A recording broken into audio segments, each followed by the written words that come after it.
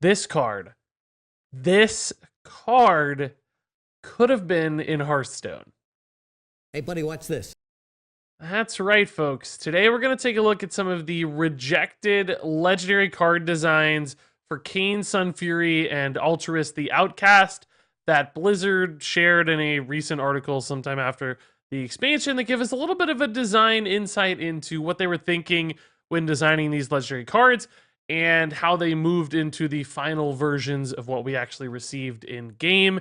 And I'm also going to toss out some ideas how I think we could maybe iterate on both of these legendaries just one more time to make them perfect. That said, this card right here behind me, confirmed, revealed by Blizzard, this was one of the initial versions of Kayn Sunfury that they were teasing with, and thank God, as far as I'm concerned, it isn't the final one that we received, which is already a really, really powerful card. I think this version, where your attacks would have ignored taunt for the rest of the game, could have been even more oppressive. It has the same mana cost and same stat line, no charge, but this effect that lasts forever. And imagine something like that in an OTK deck, where in the past you kind of had to line up the Kayn Sunfury. If you wanted to beat like a Res Priest with an OTK Demon Hunter, you needed to play Kayn at the right moment, which demanded mana. It demanded he was there at the right time, and you kind of had to save up this resource, and you had to do it all at once to get that final blow. But with a card like this original, old iteration of Kayn Sunfury, you could have played it at any given point and just ignored all of those taunts and gone face with every single inner demon over the course of multiple turns, all in one big burst if you wanted to. You could have just kept smacking face, and there's very little your opponent could have actually done to disrupt that, except maybe some occasional freeze style effects. So yes, I'm thrilled, relieved that this version didn't make it. I think this would feel really, really bad to play against. I already think the real version of Kayn that ignores taunt can feel pretty scary and intimidating to know that your opponent has that option to just completely remove a keyword from the game on any given turn. You set up a nice Kartut defender, you think you're safe, and nope, sorry dude, Kayn Sunfury is coming down with a little bit of additional damage to chip in. So I don't want to extend those moments, right? I want those to be something that's targeted, careful, and considered instead of just like this universal tool that they always have access to that always feels bad. Now, of course, it's worth noting like this old version of Kayn didn't have charge, so it doesn't like add into the damage, but I think the fact that you can play it at any given moment, particularly if it's cheaper, discounted off something like Skull of Gul'dan, then you don't mind that aspect, right? You're just setting up for later. You don't need that extra reach that Kayn provides. If you could just always go face, you're going to get more chip damage along the way anyway. And as a 3/5 minion, it's not particularly penalizing to play either. You're not excited about it, but as long as you're setting up a win condition, that's not a high price to pay. It's certainly a fairly statted minion for that crazy kind of effect. So all in all, I think this card would have been even better than the Kayn we have now. It would have been kind of scary, kind of crazy. And I hope that you're in agreement. Maybe not. Share your thoughts in the comments below that this card isn't in the game, and that's a good thing. So moving on, there was actually another version here of Kayn Sunfury that Blizzard teased that was one past iteration. With this one, it had Rush, and it reads, after your hero attacks, this may attack again. So if you're able to play Kayn Sunfury the same turn you attack, it might be able to clear a board of small things pretty affordably at 4 mana, kind of like a small Batterhead style card.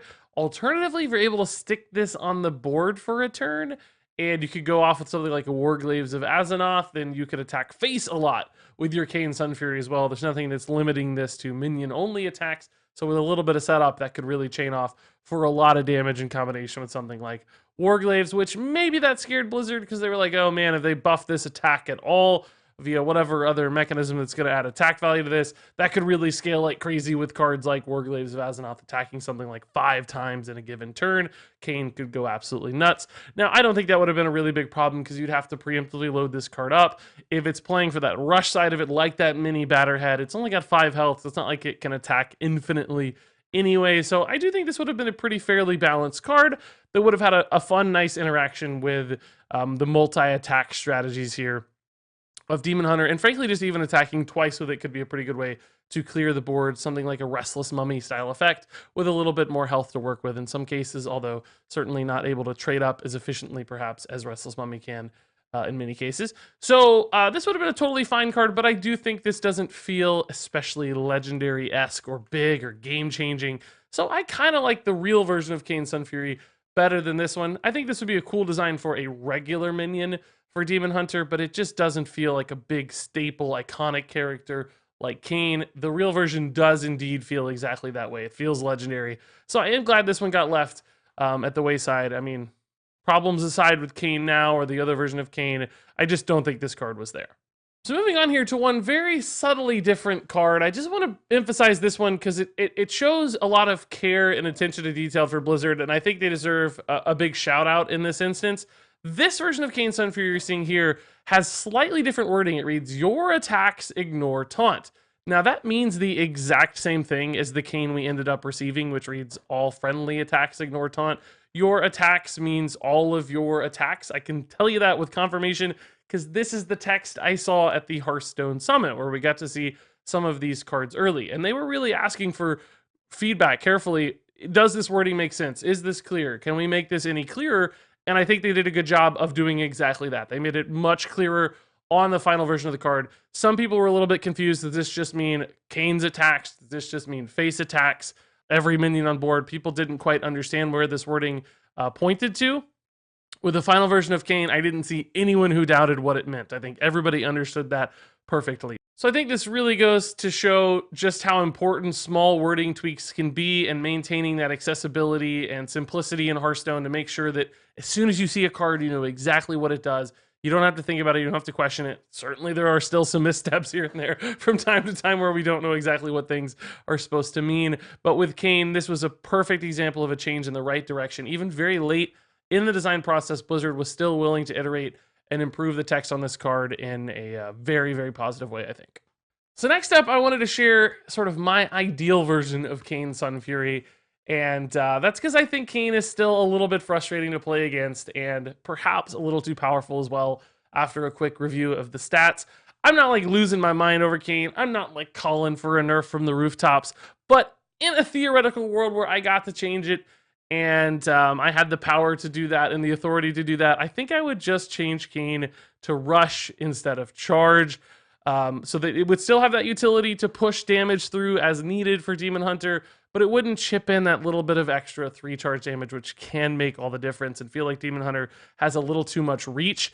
And in particular, I think Rush on Kayn Sunfury would encourage one aspect of Kayn that isn't often talked about, the ability to clear high-value targets that are behind a taunt. So if your opponent plays like a Doomsayer and a taunt, suddenly with this Kayn Sunfury, you could like reach into that Doomsayer. You can do that with a Kayn Sunfury now, but it often feels a little bit awkward or like a waste or not the reason for the card to exist.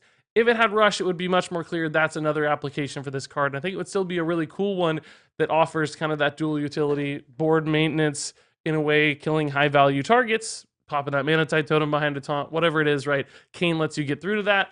And then you also have that finishing power of Kayn where he ignores taunt for face attacks as well.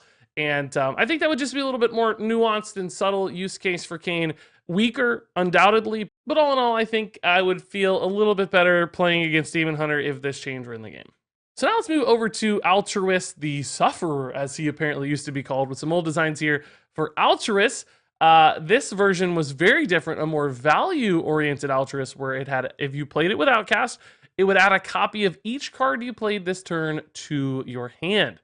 So instead of like affecting the board, a more tempo or board-centric effect, this one's more about generating a lot of extra value via resources. And you can imagine how crazy scary this actually is with something like Twin Slice. If you had like 2 Twin Slices in hand and you played the Twin Slice and the second slice, Twin Slice, second slice, and then you dropped this Altruist at the end of that chain, you would get 2 Twin Slices back. You'd also get 2 more second slices back, and then each of those 2 twin slices you returned would give you another second slice. So all in all, you'd be able to pump out some insane amount of face damage, or at least, you know, damage on your face.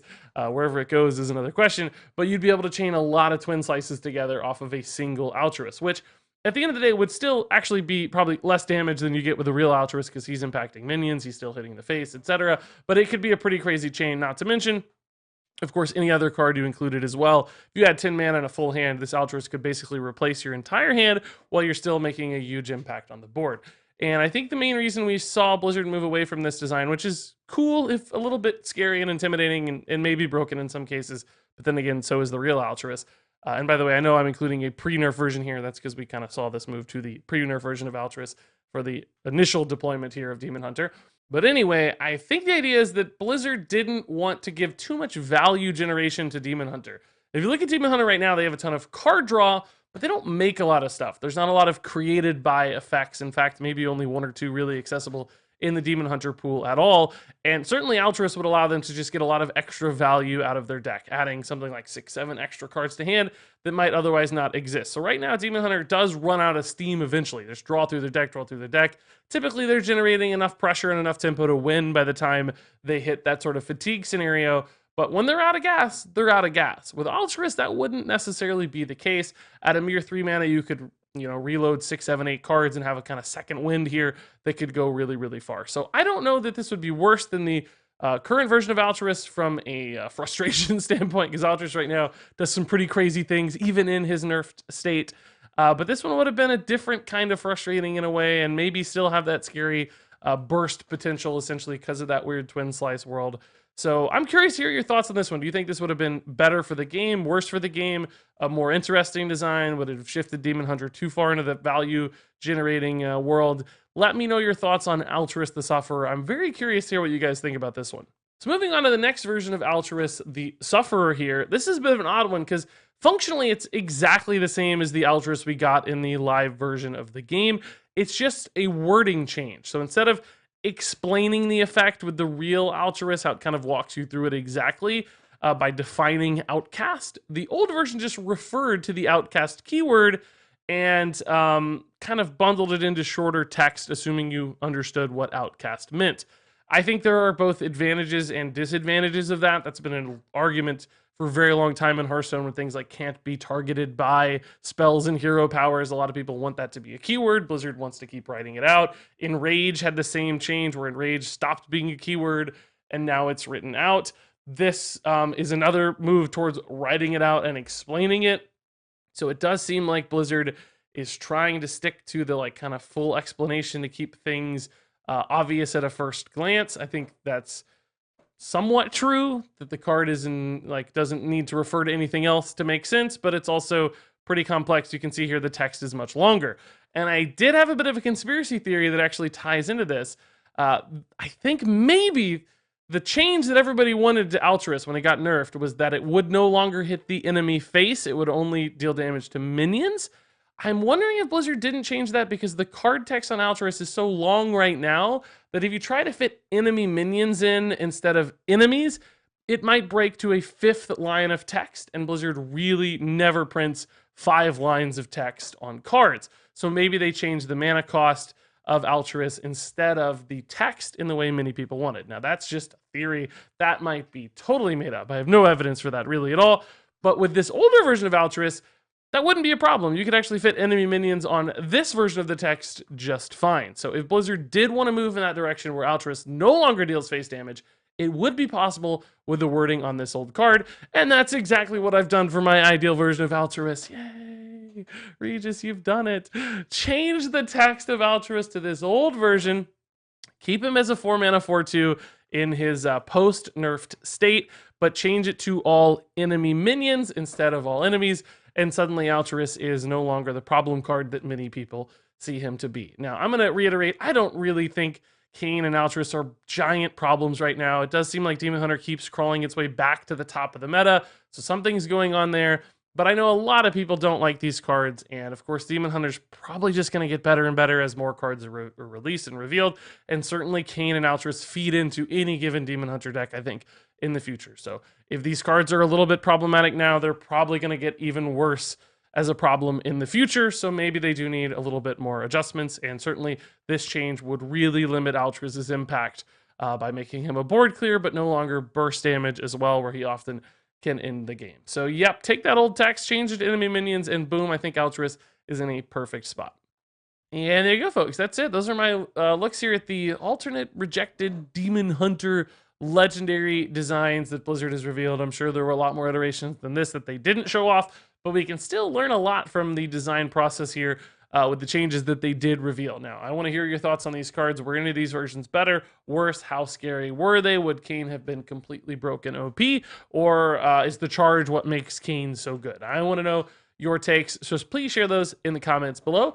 Big thanks to Blizzard for sharing these designs. Like, it's a bit intimidating to let people into the behind the scenes process with things that, maybe you weren't the proudest of or weren't your final versions. So shout out to them for having the trust in us to take a look at these sorts of things. And ultimately, certainly, I think the changes they ended up with were for the better in every case. I liked the final versions we got better than the versions that could have been, particularly in Kayn's case. So I see a good trend here for design decisions. Maybe a few more tweaks here and there would help, but ultimately things were going in the right direction, particularly when it comes to things like really careful wording choices. That said, if you got a different opinion, share that take below. Curious to hear it. But until then, thanks very much for watching, and until next time, game on.